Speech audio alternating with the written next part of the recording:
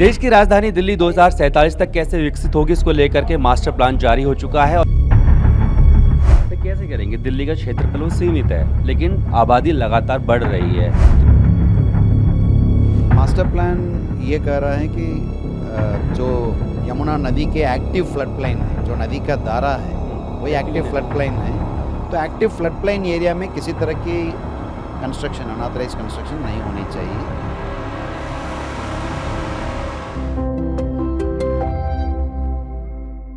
देश की राजधानी दिल्ली 2047 तक कैसे विकसित होगी, इसको लेकर के मास्टर प्लान जारी हो चुका है और इसके जो नोडल अधिकारी बनाए गए हैं यानी कि डीडी के वीसी हमारे साथ मौजूद हैं। सर, 2047 की दिल्ली कैसी होगी? 2047 की जो दिल्ली है बहुत ही विकसित रहेगी और लोगों के लिए दिल्ली जो आज की तुलना में उस समय काफ़ी अच्छा लिवेबल सिटी के रूप में होगी। उसकी लिवेबल सिटी जो रहने लायक जगह है, वहाँ पर लोगों का ट्रैफिक वगैरह की प्रॉब्लम कम होगी और जो पब्लिक स्पेसेस ज़्यादा रहेगी और ज़्यादा कल्चरल हेरिटेज सेंटर से वो डेवलप्ड रहेगी। ऐसी व्यवस्था इस बार किया जा रहा है। उसका उदाहरण के लिए मैं बताना चाहूँगा कि लगभग 200 किलोमीटर का साइकिल ट्रैक बनाने का भी इसमें प्रावधान है। जो ब्लू ग्रीन इंफ्रास्ट्रक्चर कहते हैं, यानी कहाँ कहाँ नदी या पॉन्ड्स हैं, उसको मतलब ग्रीन के साथ कैसे जोड़ें और उस एरिया को हम साइकिल ट्रैक के रूप में कैसे डेवलप करें। Right to walk, right to cycle, इसके बारे में भी ये मास्टर प्लान बात कर रहा है। तो कैसे करेंगे? दिल्ली का क्षेत्रफल वो सीमित है, लेकिन आबादी लगातार बढ़ रही है, तो कैसे सबको घर दे पाएंगे? उसके लिए क्या योजना है? यस, लैंड लॉक्ड है दिल्ली, तो इसलिए थोड़ा वर्टिकली जाना पड़ेगा। हॉरिजॉन्टल में तो ज़्यादा जाने की स्कोप नहीं है।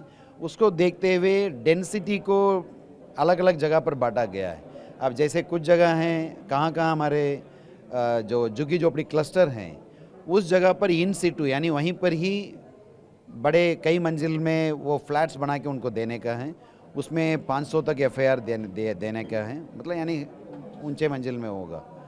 उसी तरह का जो टीओडी कॉन्सेप्ट है, transit oriented development, transit oriented development भी जो मेट्रो के आसपास में, मेट्रो के दोनों तरफ 500 मीटर की जो दूरी में वहाँ पर बना सकते हैं। वहाँ पर भी 500 एफआईआर देने का प्रावधान है। तो इस तरह का किया गया। वहाँ पर हाई डेंसिटी अलाउ कर रहे हैं, लेकिन जो मेन एरिया है यहाँ पर जो सेंट्रल दिल्ली है, वहाँ पर हमेशा के पहले की जैसे लो एफआईआर ही रहेगा।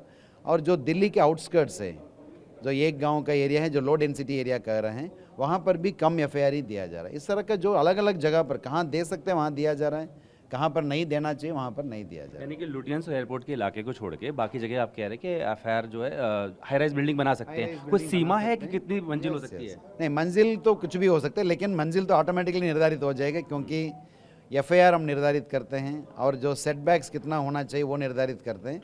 उसी में ऑटोमेटिकली कितने मंजिल होना चाहिए वो मास्टर प्लान नहीं कहेगा, तो ऑटोमेटिकली एफआईआर से वो कंट्रोल रहेगा। 30 मीटर या उससे अधिक की जो सड़कें हैं उसमें आपने कमर्शियल एक्टिविटी को भी जो है अलाउ कर दिया, आपने बोल दिया उसमें अलाउ होगा।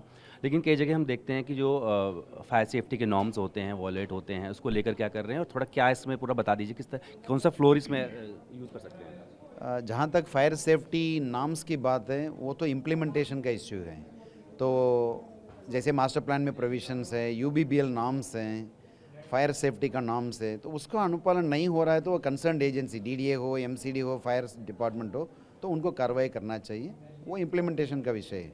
हम मास्टर प्लान की बात कर रहे हैं, तो इस बार मास्टर प्लान में 30 मीटर या उससे ज़्यादा सड़क कितनी भी जगह है दिल्ली में, वहाँ पर मिक्स्ड यूज़ अलाउ करने का, यानी उसमें कमर्शियल यूज़ केवल ग्राउंड फ्लोर में, ग्राउंड फ्लोर या नहीं तो फर्स्ट फ्लोर। कहीं कहीं स्टिल्ट पार्किंग होता है तो वहाँ पर ग्राउंड फ्लोर नहीं हो सकता है, तो वहाँ फर्स्ट फ्लोर, वहाँ पर सिर्फ कमर्शियल यूज़ अलाउ करने का निर्णय हुआ है। सर, यमुना फ्लड प्लेन में हमने देखा कि ओजोन की बात की गई, लाखों जो ड्वेलर्स हैं उनके घर संकट में आ गए, तो किस तरीके से आप डिवाइड करने वाले हैं और क्या रूल रहेंगे? मास्टर प्लान ये कह रहा है कि जो यमुना नदी के एक्टिव फ्लड प्लेन है, जो नदी का दारा है, वही एक्टिव फ्लड प्लेन है। तो एक्टिव फ्लड प्लेन एरिया में किसी तरह की कंस्ट्रक्शन, अनऑथराइज कंस्ट्रक्शन नहीं होनी चाहिए। लेकिन जो एक्टिव फ्लड प्लेन से बाहर है, वहाँ पर किसी तरह का नया कंस्ट्रक्शन अलाउड नहीं है। ये मास्टर प्लान तो ये कह रहा है।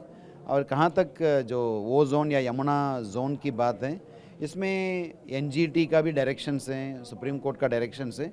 तो वो सबको देखते हुए इसको रेगुलेट किया जा रहा है। बहुत बहुत शुक्रिया।